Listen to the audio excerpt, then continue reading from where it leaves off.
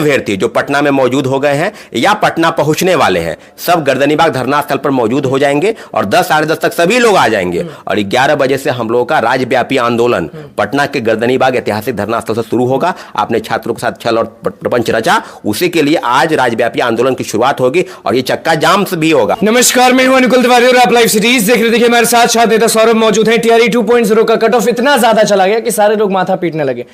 ये षड्यंत्र है कि ज्यादा लोग बहाल नहीं हो या कुछ बात है? सबसे पहले आपको धन्यवाद अनुकुल जी, आपके चैनल के माध्यम से उन सारे परीक्षार्थियों को जिसने सेकेंड फेज के बहाली में उत्तीर्ण हुए हैं, सभी को ढेरों बधाई के माननीय मुख्यमंत्री जी के दिशा निर्देश पर कि बिहार में बड़े पैमाने पर शिक्षकों की बहाली करनी है और आप शिक्षक बन के इस राज्य की सेवा करेंगे। लेकिन बात फिर वहीं पर आ गई है।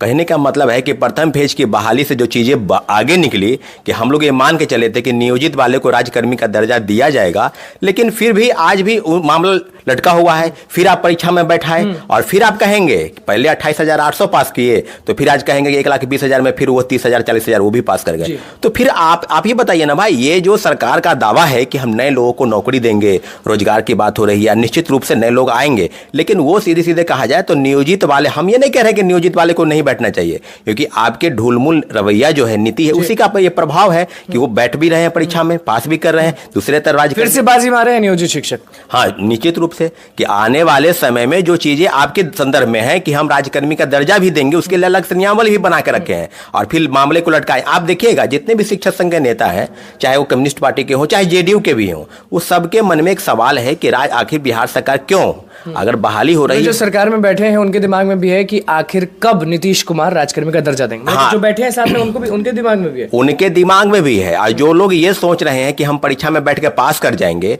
तो कहने का मतलब कि राज्य सरकार तो यही ना कर रही है कि हम 1,20,000 को नौकरी देंगे, लेकिन नियोजित वाले को बैठाएंगे। और रही बात जब नियोजित वाले बैठेंगे तो उनको नौकरी मिलेगी, ऑब्वियस बात है कि वो पास करेंगे परीक्षा। लेकिन इतना जरूर है कि नए लोगों को रोजगार के जो अवसर है वो निश्चित रूप से कम हुए हैं, नए लोगों को नौकरी नहीं मिली है, ज्यादातर नियोजित वाले और जो डोमिसाइल नीति खत्म होने के बाद दूसरे प्रदेश के लोग। तो इसका भी पहले का आंकड़ा कहा जाए तो मात्र 14% दूसरे राज्य के लोग आए। तो आज भी वही मामला है और सेकेंड फेज की बहाली में कई ऐसे मामले हैं कट ऑफ को लेकर जो हाय तबाह मचा है। निश्चित रूप से कट ऑफ आज ठंडा के दिन में कट ऑफ आसमान को छू गया, यानी पसीना गर्मी जो जिसको बोलते हैं ना, छुड़ा दिया पसीना। अरे भाई, पहले हम देखते कि 45-42 पर लोग पास कर जाते थे और आज हर एक कैटेगरी का कट ऑफ जो है 75 के ऊपर चला गया। पेपर वैसा सेट किया गया होगा इसलिए? नहीं, कई मामले हैं पेपर सेट। देखिए, हम ये नहीं कह रहे कि कट ऑफ ऊपर जाना या नीचे जाना, सीधे सीधे कहा जाए तो रिजर्वेशन जो है, आरक्षण का लाभ कई मामलों में 50% आरक्षण महिलाओं को दिया गया, सिर्फ बिहार के महिलाओं को नहीं, ओपन कर दिया गया। इससे क्या है कि दूसरे प्रदेश के महिलाएं भी आई, उसका लाभ मिला। कट ऑफ हाई होने के दूसरे कारण ये भी है, जहां तक मैं समझता हूं, कि जो भाषा का पेपर था उसमें आपने 0 कर दिया। जो इतना रगड़ के पढ़े कि हिंदी हिंदी हिंदी हिंदी मार्क्स लाएंगे, टीचर बनेंगे, और 0 कर दिया गया। तो यही बात तो पहले फेज की बहाली में, अगर आपने उनका समय क्यों बर्बाद किया? प्रथम फेज की बहाली में हिंदी की अनिवार्यता सही थी, सेकेंड फेज की बहाली में समाप्त हो गई। इसके पीछे कई कारण है। अतुल प्रसाद जी कई मामलों के जवाब नहीं दे पाए प्रेस के अगर कहेंगे हिंदी वाले में, तो आप ही तो कहते थे ना कि बेहतर भाषा का अगर इंग्लिश, अंग्रेजी या जो भी उसको जानकारी होना चाहिए, तो क्या सेकंड फेज की बहाली में उनको जानकारी नहीं होना चाहिए? तो कैसे आप शिक्षक बहाल करेंगे? अच्छा, टीआरई 2.0 का रिजल्ट इतना जल्दी आ गया, फिर आंसर की भी जारी कर दिया गया था उसी दिन, फिर भी लोग नाराज क्यों रहते हैं अतुल प्रसाद से? देखिए, खास कारण होगा। देखिए, अतुल प्रसाद जी कई मामलों में हम उनको स्वागत करते हैं, लेकिन सेकेंड फेज की बहाली में जो हाई कट ऑफ गया है उसके पीछे रिजर्वेशन का पालन नहीं किया गया है। महिलाओं को दोहरा रिजर्वेशन, एक 50% जो ओपन है उसमें 35% आरक्षण, तो बिहार के महिलाओं को न मिलते हुए उसको भी ओपन किया गया, दूसरे प्रदेश के महिलाओं का है। तो हम ये नहीं कह रहे, लेकिन इतना जरूर है कि बिहार के कई मामलों में कहा जाए तो कट ऑफ का हाई गया। प्रथम फेज की बहाली, सेकेंड फेज की बहाली में निश्चित रूप से कट ऑफ हाई गया है। तो आप परीक्षार्थी कहेंगे ही, और परीक्षार्थी जाएंगे भी बीपीएससी ऑफिस, कई हजारों लोग गए हैं। ऐसा नहीं है कि वो आपसे डर रहे हैं और आप कह रहे हैं कि 144 है, आपने कहा था कि नहीं जा सकता। नहीं, हमने कहा था कि कोई जा नहीं सकता, इसका ये मतलब थोड़ी है कि कोई जाएगा ही। हम तो कहे थे कि जाएंगे ही, लेकिन आप धारा 44 कितना भी कोई रोक ले, जाएंगे लोग। हाँ, जाएंगे और जाते हैं। कई लोग बात करते हैं और जाते हैं, उनकी समस्या है तो कहां जाएगा? बीपीएससी से गलती अगर हुई है या शिक्षा विभाग से, तो लोग जाएगा कहां? लेकिन इतना जरूर है कि कट ऑफ को लेकर जो मामले हैं, उस मामले में निश्चित रूप से बीपीएससी को सोचना चाहिए। और कई ज्यादा का रिजल्ट अभी नहीं आया है, 11-12 का कई विषयों का रिजल्ट नहीं आया है, 1 to 5 का पीआरटी का रिजल्ट नहीं आया। तो इन मामलों में थोड़ा सा उनको दिखाना चाहिए कि नहीं, अगर आप निकाले हैं बहाली तो ज्यादा से ज्यादा लोगों को मौका मिलना चाहिए। आप कट ऑफ इतना हाई कर दिए, फिर सप्लीमेंट्री रिजल्ट की बात करेंगे तो फिर उस पर आप हाई तौबा मचाएंगे कि नहीं वो वेटिंग लिस्ट का प्रावधान है, तो ड्रॉप आउट हो गया तो सीटेट फेल वाले को हम पास कराएंगे। आज तो आंदोलन भी है। बिल्कुल, आपके चैनल के माध्यम से हम सारे अभ्यर्थी जो पटना में मौजूद हो गए हैं या पटना पहुंचने वाले हैं, सब गर्दनीबाग धरना स्थल पर मौजूद हो जाएंगे और 10 साढ़े 10 तक सभी लोग आ जाएंगे और 11 बजे से हम लोगों का राज्यव्यापी आंदोलन पटना के गर्दनीबाग ऐतिहासिक धरना स्थल से शुरू होगा। और निश्चित रूप से सप्लीमेंट्री जेड को लेकर जो वादा खिलाफी हुआ बीपीएससी से, बीपीएससी चेयरमैन की तरफ से कि आपने कहा था कि ड्रॉप आउट को बाहर करेंगे, मल्टीपल रिजल्ट वाले को बाहर करेंगे, जो फर्जीवाड़े तरीके से नियुक्त हुए उनको बाहर करेंगे, तो डाटा अभी भी कहा जाए तो 93-94 हजार लोगों को ही नियुक्ति दी है, तो फिर अभी भी पद खाली है। अच्छा, ये इल्जाम जो आप लगा रहे हैं कि इस बार भी अगर नियोजित शिक्षक जो हैं वो बाजी मार रहे हैं तो फिर से घेलमेल होगा, कुछ होगा, झोल होगा रिजल्ट्स में? नहीं, देखिए ये सब सुनियोजित तरीके से क्या है, एक राजकर्मी का दर्जा नहीं देना है, उसको परीक्षा में बैठाना है, पास करेंगे तो नौकरी में है ही ना, उनको क्या हुआ, राजकर्मी का सीधे दर्जा मिलेगा, कोई विशेष लाभ तो मुझे नहीं लगता कि होगा, वेतन में थोड़ा सा बढ़ोतरी होगा, लेकिन नए लोगों के अवसर कम होंगे, वो नए लोग उन पर आने चाहिए। आपने वादा किया था 1,20,000 जो भी पद निकाले उसमें नए लोगों को नौकरी मिले, नियोजित वाले को भी बैठा रहे हैं, डोमिसाइल नीति समाप्त हो गई, अभी भी क्लियर मामला नहीं चल रहा है कि क्या होगा,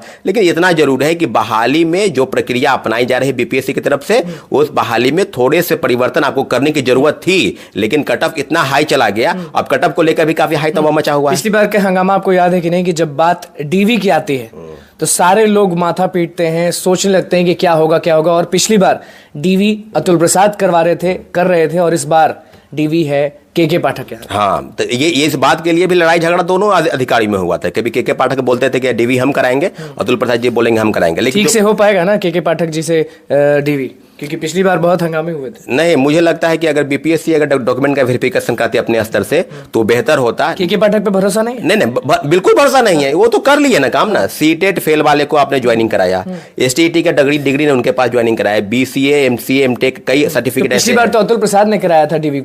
नहीं, डॉक्यूमेंट का वेरिफिकेशन उन्होंने नहीं कराया था, सिर्फ डॉक्यूमेंट को अपलोड कराया था। जो वाटर मार्क है जिसका डॉक्यूमेंट का वेरिफिकेशन करना है वो जिला स्तर पर हुआ है, वो शिक्षा विभाग का काम था। इसी दोनों के झगड़े के बाद मुख्यमंत्री जी के हस्तक्षेप के बाद ये मामला हुआ कि शिक्षा विभाग का डॉक्यूमेंट का वेरिफिकेशन करेगी। डॉक्यूमेंट सिर्फ अपलोड कराया गया था। आप चाहते हैं अतुल प्रसाद ही सब चीज करे? नहीं, अतुल प्रसाद जी सब कुछ नहीं करे, लेकिन बीपीएससी कराती तो बेहतर होता। ये मेरा निर्णय नहीं है, ये तो राज्य सरकार फैसला करेगी, लेकिन इतना जरूर है कोई भी डॉक्यूमेंट का वेरिफिकेशन करे, चाहे शिक्षा विभाग चाहे बीपीएससी, सही तरीके से करे, ठोक बजा के करे। कि हम ऐसे ठोक बजा के मतलब कि शिक्षा सीटेट फेल वाले को आपने नियुक्ति दिया ना, एसटीईटी के डिग्री नहीं उसको नियुक्ति दिया, कंप्यूटर दिया, फिर कह रहे हैं, फिर इल्जाम लगा रहे हैं कि जो योग्य नहीं थे उन्हीं को नियुक्ति दे दिया। अरे हम क्या इल्जाम लगाएंगे? अभ्यर्थी खुद सामने आए थे प्रेस के, मुकेश जी झारखंड के हैं, वो आए थे, पूजा करिश्मा, कई अभ्यर्थी, सैकड़ों अभ्यर्थी सामने आए थे। तो प्रेस के माध्यम से जो चीज क्लियर है आपके मन में सवाल है, वो सवाल अभ्यर्थी नहीं करेंगे क्या? बीपीएससी का घेराव नहीं करेंगे? कोई रोक लेगा क्या? कोई नहीं रोकने वाला है।